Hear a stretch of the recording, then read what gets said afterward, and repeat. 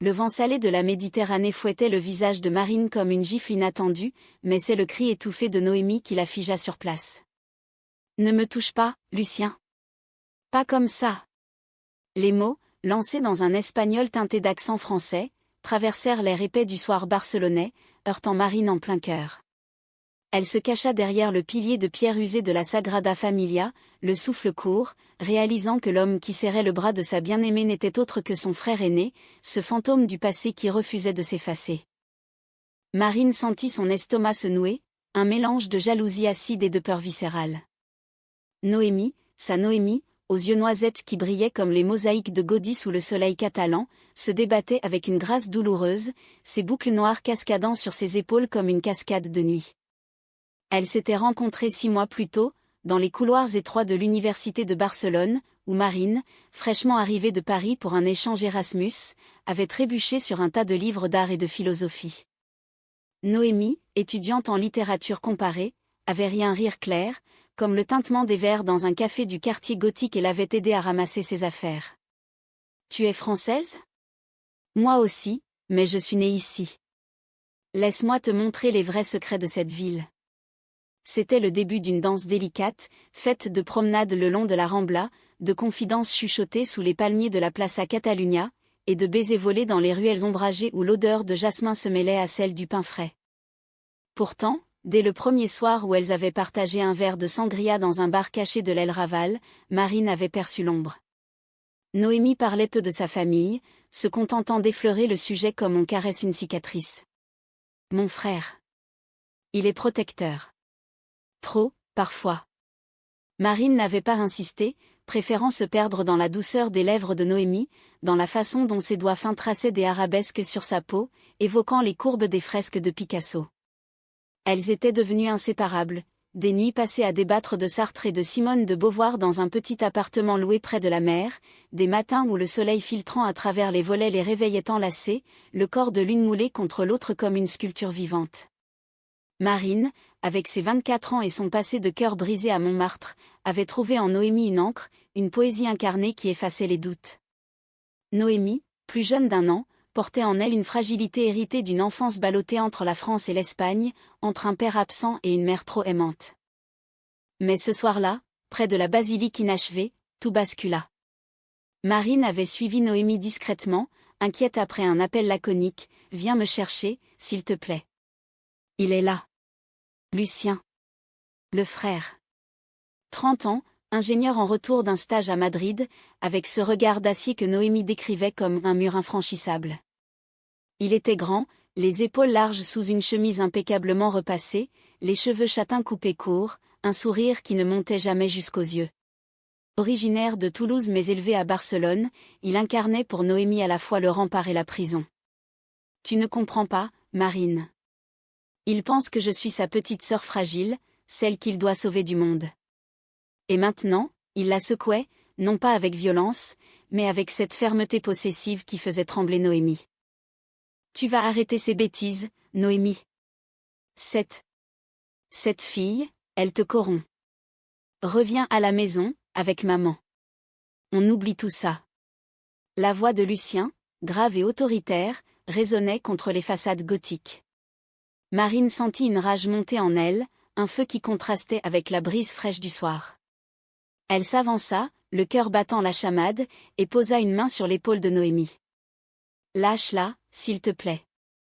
Elle n'est pas un objet que tu possèdes. » Lucien se tourna lentement, son regard glissant sur Marine comme une lame. « Et toi, qui es-tu pour intervenir ? La petite Française qui joue à la révolutionnaire ?» Noémie se libéra d'un geste sec, se blottissant contre Marine. Ses larmes coulaient maintenant librement, salées comme la mer toute proche. « Lucien, arrête. Marine est. Elle est tout pour moi. » Les mots, prononcés avec une vulnérabilité poignante, firent vaciller Lucien l'espace d'un instant. Mais il se reprit, les lèvres pincées. « Tout. Tu te trompes de chemin, petite sœur. Ce n'est pas une vie, ça. Pense à la famille, à ce qu'on attend de toi. » Il tourna les talons, mais pas sans lancer un dernier regard à Marine, un avertissement muet. « Je veillerai sur elle. Toujours. » Elles rentrèrent en silence, main dans la main, le long des avenues illuminées où les touristes riaient encore sous les néons. Dans l'appartement, Noémie s'effondra sur le lit, son corps secoué de sanglots. Marine l'enlaça, murmurant des mots tendres en français, cette langue qui les unissait comme un fil secret. « Il ne te comprendra jamais, mon amour. Mais moi, si. Laisse-moi t'aimer, juste toi et moi. » Noémie leva les yeux, brillants de gratitude et de désir, et leurs lèvres se rencontrèrent dans un baiser fiévreux, un rempart contre le monde extérieur. Cette nuit-là, leurs corps s'entrelacèrent avec une urgence nouvelle, explorant chaque courbe, chaque souffle, comme pour graver leur amour dans la chair. Marine traça des chemins de baisers le long de la colonne vertébrale de Noémie, sentant son pouce accélérer sous sa peau olive. « Tu es ma liberté » murmura Noémie, les ongles s'enfonçant légèrement dans les hanches de Marine, un geste à la fois doux et désespéré. Les jours suivants furent un tourbillon de normalité forcée. Elles reprirent leur routine, cours à l'université, où Noémie disséquait les sonnets de Lorca avec une passion qui faisait rougir ses joues, promenade sur la plage de la Barceloneta, où le sable chocolait à leurs pieds nus et où elles s'embrassaient sans crainte, le soleil couchant peignant leurs silhouettes en or. Marine, qui peignait en secret des toiles inspirées par les formes de Noémie ses épaules frêles, la courbe de son cou se surprit à rêver d'un avenir loin de l'Espagne, peut-être à Paris, dans un atelier baigné de lumière. On pourrait ouvrir une galerie ensemble, proposa-t-elle un après-midi, alors qu'elle sirotait un café au lait dans un bistrot du Born. Noémie sourit, mais une ombre passa dans ses yeux. Et Lucien ? Il ne lâchera pas. Il m'appelle tous les jours, me parle de devoirs familiaux, de ce que papa aurait voulu, point. Lucien. Son ombre planait, insidieuse. Il commença par des textos anodins, passe me voir ce soir, Noémie. On dîne en famille. Puis, plus insistant, j'ai rencontré tes amis. Ils disent que tu changes. Marine intercepta un message un matin, alors que Noémie dormait encore, nue sous les draps froissés. Dis à ta camarade que je sais tout. Et que ça s'arrêtera. Un frisson la traversa. Était-ce une menace ? Ou une promesse de sabotage ? Elle n'en parla pas à Noémie, préférant protéger ce fragile équilibre. Mais Lucien ne s'arrêtait pas là. Il surgit à l'université un midi, attendant Noémie à la sortie d'un amphithéâtre. « Je t'ai apporté ton déjeuner préféré, ma puce. Et j'ai parlé à maman. » Elle s'inquiète. Noémie rougit, prise au piège entre l'amour fraternel et la rébellion. Marine, observant de loin, sentit la jalousie se muer en colère. Qui était-il pour dicter leur vie ? Le conflit couva comme une tempête méditerranéenne, lente à s'annoncer mais violente dans son déchaînement. Un soir, lors d'une fête dans un loft du Poblenou, où la musique techno se mêlait au rire et au verre de cava qui pétillait, Lucien apparut comme un spectre. Il avait convaincu des amis communs de l'inviter, feignant l'innocence. « Je voulais voir comment tu vis, Noémie. Et rencontrer.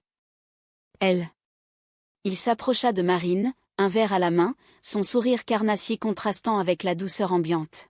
« Tu es talentueuse, Marine. Tes peintures. J'en ai vu sur Instagram. Mais es-tu sûre de vouloir tout risquer pour ça ? » Les mots étaient polis, mais le ton empoisonné. Noémie, sentant la tension, intervint, « Laisse-nous tranquilles, Lucien. Ce n'est pas ta place. » Mais il ne partit pas. Au contraire, il resta, dansant avec d'autres, jetant des regards qui disaient « Je suis là. Et je reste. » Cette intrusion marqua le début d'une ère de doute. Noémie devint distante, hantée par les appels de sa mère, relayée par Lucien. « Pourquoi refuses-tu de rentrer ? Es-tu heureuse, vraiment ?»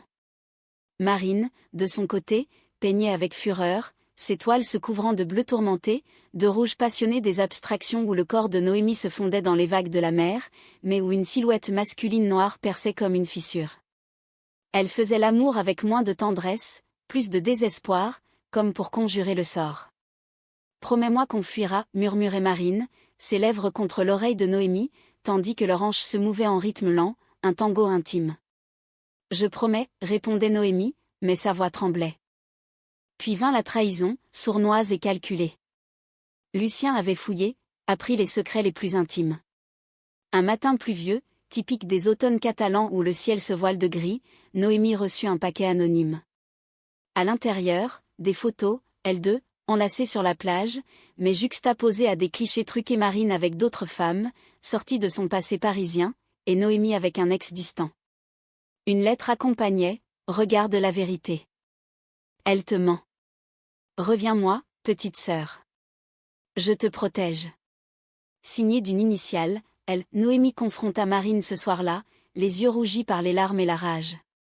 C'est lui, n'est-ce pas? Il entre dans nos vies comme un voleur. Marine nia d'abord, puis avoua ses propres peurs. Il veut nous briser parce qu'il ne comprend pas notre amour. C'est pur, Noémie. C'est nous contre le monde. Leur dispute éclata comme un orage, mots acérés fusant dans l'appartement exigu. Tu aurais dû me dire pour ces photos? Tu me caches des choses, cria Noémie, le cœur déchiré. Marine, blessée, répliqua, et toi, tu le laisses faire? Ton frère est un poison, et tu le tolères. Elles se séparèrent pour la nuit, Marine dormant sur le canapé, le corps froid malgré la couverture.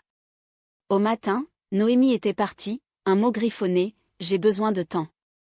Pardonne-moi. Les jours qui suivirent furent un purgatoire.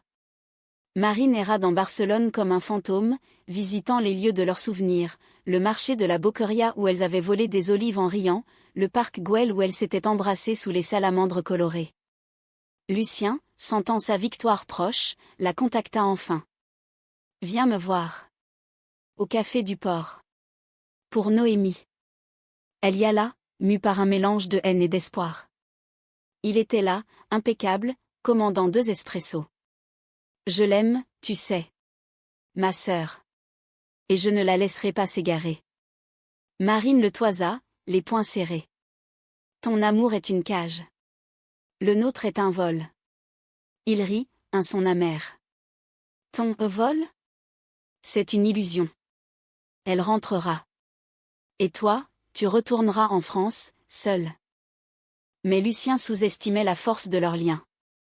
Noémie revint, non pas brisée, mais transformée. Elle avait affronté sa mère, hurlé à Lucien au téléphone, « Arrête de me contrôler. J'aime Marine, et c'est ma vie. » Le soir où elle franchit la porte, trempée par la pluie, Marine l'attendait, les bras ouverts. Elles pleurèrent ensemble, puis s'aimèrent avec une tendresse renouvelée, leur corps se redécouvrant comme pour la première fois, caresse lente sur la peau mouillée, baiser qui goûtait le sel des larmes et la pluie. On part, décida Noémie. Pour Paris. Ensemble. Le départ fut un arrachement. Lucien tenta une dernière intervention, surgissant à l'aéroport El Prat avec des fleurs et des promesses de réconciliation. Pense à maman. Pense à nous. Noémie, la main serrée dans celle de Marine, secoua la tête. C'est toi qui dois penser, Lucien. À lâcher prise. Il recula, le visage crispé, mais pour la première fois, une lueur de compréhension dans les yeux. L'avion décolla, emportant les 2 amantes vers un horizon inconnu, où l'amour, fragile et tenace, triomphait des ombres familiales. À Paris, dans un petit atelier du Marais, elles reconstruisirent. Marine exposa ses toiles, inspirées par Noémie, des œuvres où l'Espagne se fondait dans la France, où l'amour lesbien fleurissait comme un jardin secret. Lucien écrivit enfin, des mois plus tard, « Je suis désolé. J'apprends. » C'était un début, humain et imparfait. Leur histoire, tissée de drame et de passion, devint une leçon, l'amour vrai n'admet pas d'intrusion, il s'élève au-dessus, comme les flèches de la Sagrada vers le ciel. Pourtant, le retour à Paris n'effaça pas les cicatrices. Marine et Noémie s'installèrent dans un appartement aux murs craquelés du 5e arrondissement, près de la Seine qui murmurait des promesses éternelles sous les ponts illuminés. Les jours s'écoulaient en un rythme nouveau. Marine, inscrite à l'école des beaux-arts, passait ses après-midi à modeler l'argile, sculptant des formes abstraites qui évoquaient les courbes de Noémie, une hanche arrondie comme la tour Eiffel au crépuscule, un sein comme la coupole du Panthéon sous la lune. Noémie, poursuivant ses études en ligne, rédigeait des essais sur l'amour interdit dans la littérature, citant Radcliffe Hall et Monique Wittig avec une ferveur qui faisait pétiller ses yeux. Notre histoire pourrait être un roman, plaisantait-elle, levée contre Marine sur leur lit étroit, les doigts entrelacés. Mais Lucien n'avait pas disparu. Ces messages arrivaient comme des missives d'un passé hanté. Comment va-t-elle? Dis-lui que je pense à elle. Au début, Noémie répondait poliment, ça va, merci laconique, mais Marine sentait la tension, cette corde invisible qui reliait encore sa bien-aimée à Barcelone. Il essaie de se racheter, expliquait Noémie un soir, alors qu'elle dînait d'une ratatouille improvisée, les fenêtres ouvertes sur les bruits de la rue Mouffetard. Marine hochait la tête, mais intérieurement, elle bouillonnait. Comment oublier les nuits où Lucien avait empoisonné leur intimité, les doutes qu'il avait semés comme des graines de chardon? Leur amour, pourtant, fleurissait dans cette intimité parisienne. Les matins étaient consacrés à des petits déjeuners languides, croissants encore chauds du boulanger d'en bas, café noir fumant, et des baisers paresseux qui s'éternisaient jusqu'à ce que le soleil filtre à travers les rideaux de dentelle. Noémie avait une façon de mordiller la lèvre inférieure de Marine qui la faisait fondre, un geste espiègle teinté de sensualité. « Tu es mon muse » murmurait Marine, ses mains glissant sous le t-shirt ample de Noémie, caressant la peau douce de son ventre, descendant plus bas pour explorer les replis humides de son désir. Leurs ébats étaient une symphonie de soupirs et de rires, un mélange de tendresse et de sauvagerie. Noémie chevauchant Marine avec une assurance nouvelle, ses hanches ondulant comme les vagues de la Méditerranée qu'elles avaient laissées derrière, tandis que Marine, arquée sous elle, murmurait des « je t'aime » en français pur, cette langue qui les enveloppait comme un manteau de velours. Pourtant, les ombres persistaient. Un week-end, Noémie reçut un appel de sa mère, « Ton frère est en ville pour affaires. Il veut vous voir. » Pour de bon, cette fois. Marine se raidit, la cuillère de yaourt à la vanille suspendue à mi-chemin de sa bouche. Dis-lui non. Mais Noémie hésita, son regard fuyant vers la fenêtre où la tour Notre-Dame se dressait, stoïque. Il est de ma famille, Marine.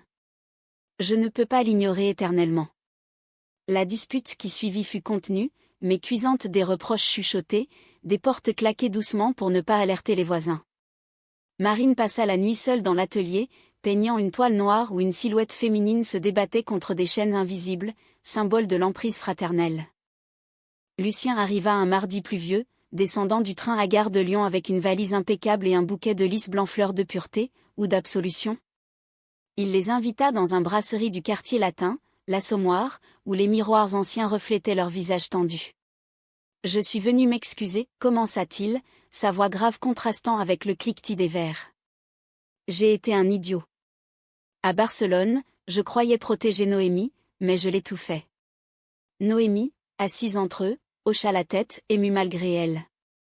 Marine observa, méfiante, notant la façon dont Lucien évitait son regard, comme si elle était une rivale à apprivoiser.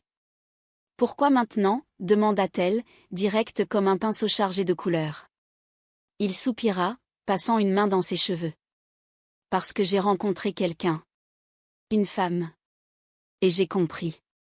Ce que c'est, d'aimer sans chaîne. » La révélation désarma Marine l'espace d'un instant. Lucien, amoureux? Il raconta son histoire, une collègue à Madrid, aux yeux verts comme les siens, qui l'avait forcé à questionner ses certitudes. J'étais homophobe par peur, pas par haine. Peur de perdre Noémie à un monde que je ne contrôlais pas. Les mots étaient sincères, mais Marine y décelait encore une pointe de possession. Le repas se déroula dans une trêve fragile, rire forcé sur des anecdotes d'enfance, toast au vin rouge qui réchauffait l'atmosphère. À la fin, Lucien serra la main de Marine, un geste ferme, presque fraternel. « Prends soin d'elle. Ou je redeviendrai le monstre. » Était-ce une blague? Ou un rappel?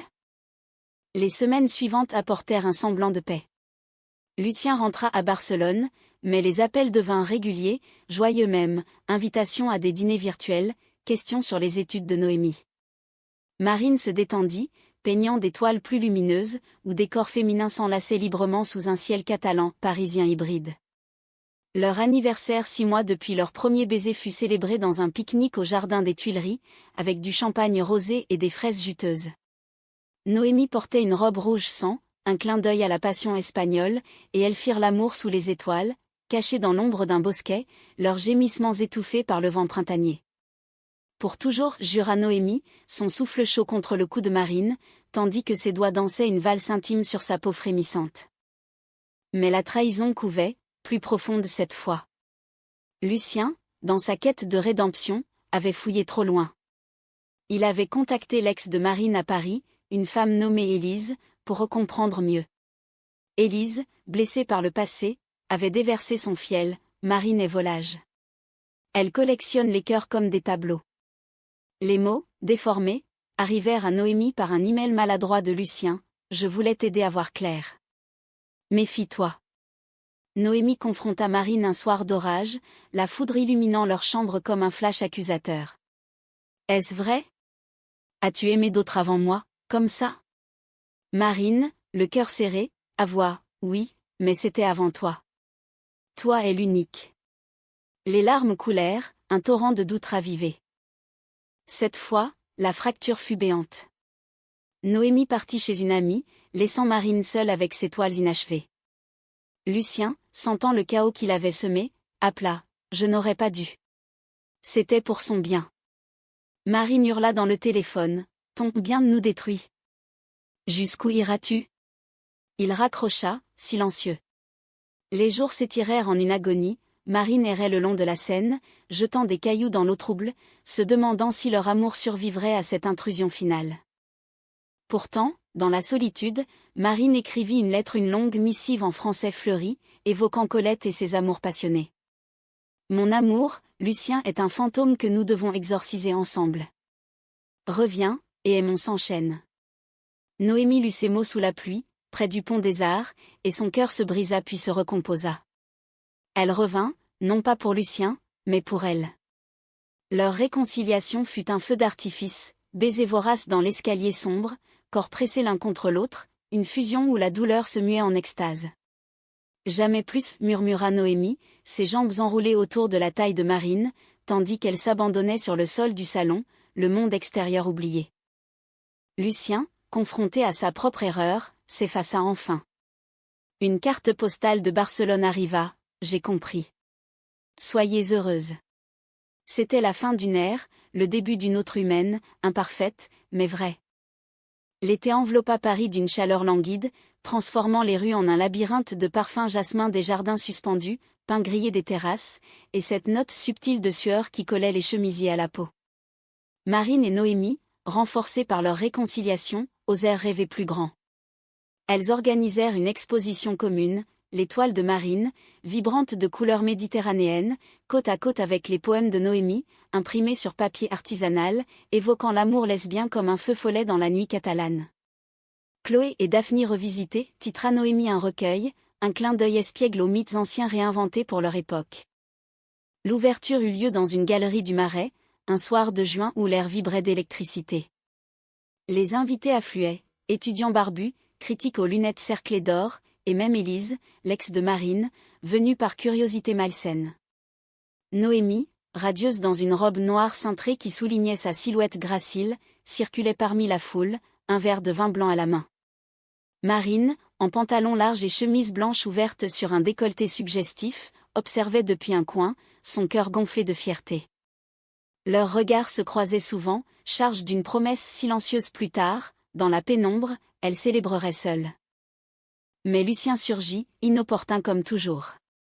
Il avait pris le train, prétextant un « cadeau surprise » dans un texto anodin. « Je veux voir vos œuvres. » Fierté fraternelle. Noémie, encore fragile, l'avait invité par pitié. Il arriva en costume léger, un bouquet de roses thé à la main, son sourire plus chaleureux mais toujours teinté de cette autorité sous-jacente. « C'est magnifique, dit-il en admirant une toile où deux silhouettes féminines s'enlaçaient sous un ciel étoilé de godilles. Marine s'approcha, prudente. « Merci d'être venue. Mais souviens-toi, c'est notre espace. » Il hocha la tête, mais ses yeux s'attardèrent sur Élise, qui riait un peu trop fort près du bar. La soirée bascula quand Élise, ivre de jalousie et de chardonnay, s'approcha de Noémie. « Tu sais, Marine m'a brisé le cœur. Elle fait ça, avec ses airs d'artiste bohème. » Les mots, lancés comme des flèches empoisonnées, attirèrent l'attention. Lucien, entendant, intervint, « C'est vrai ? Noémie, tu mérites mieux. » Sa voix, protectrice, raviva les braises. Noémie pâlit, son verre tremblant. « Arrête, Lucien. C'est du passé. » Mais le mal était fait. Les murmures s'amplifièrent, des regards curieux se posèrent sur elle. Marine, sentant la panique monter, tira Noémie dans une arrière-salle, la porte claquant derrière elle. Ignore-les, murmura-t-elle, pressant son front contre celui de Noémie, leur souffle se mêlant. C'est nous contre eux. Noémie, les larmes aux yeux, hocha la tête, mais la blessure saignait. Elles rentrèrent tôt, le silence pesant comme un linceul. Dans l'appartement, la dispute éclata enfin. Pourquoi l'as-tu invité? Il ruine tout, cria Marine. Noémie riposta, parce que j'essaie de guérir notre famille. Toi, tu fuis. Les mots blessèrent plus que les actes, révélant les failles, la peur de Marine d'être abandonnée, la culpabilité de Noémie envers son frère. Cette nuit-là, elles dormirent dos à dos, le lit un champ de bataille froid. Au matin, Marine partit peindre seule au Louvre, s'asseyant devant la Joconde pour y puiser une sérénité moqueuse. Noémie, de son côté, marcha le long de la Seine, jetant des pensées comme des feuilles mortes dans l'eau. Lucien les appela toutes les deux, séparément. Je n'ai pas voulu ça. Laisse-moi réparer. Marine raccrocha sans un mot, Noémie, plus douce, accepta un café. Leur rencontre fut un piège tendu. Au café de Flore, Lucien déballa son cœur. J'ai rompu avec ma compagne. Parce que je projetais mes peurs sur vous. Noémie, pardonne-moi d'avoir été le frère possessif. Elle pleura, touchée par sa vulnérabilité pour la première fois, il semblait humain, brisé. Mais Marine. Elle est à moitié. Aime-la sans moi au milieu. Il promit, et Noémie rentra, le cœur plus léger, pour confronter Marine. Le soir, elles parlèrent des heures, assises en tailleur sur le tapis usé, un thé à la menthe fumant entre elles. J'ai peur de le perdre pour toujours, avoua Noémie. Marine prit sa main, et moi, de te perdre à cause de lui. Mais on choisit ensemble. Leur réconciliation fut lente, tactile, doigts qui s'entremêlent, épaules qui se frôlent, jusqu'à ce que les lèvres se joignent en un baiser salé de larmes.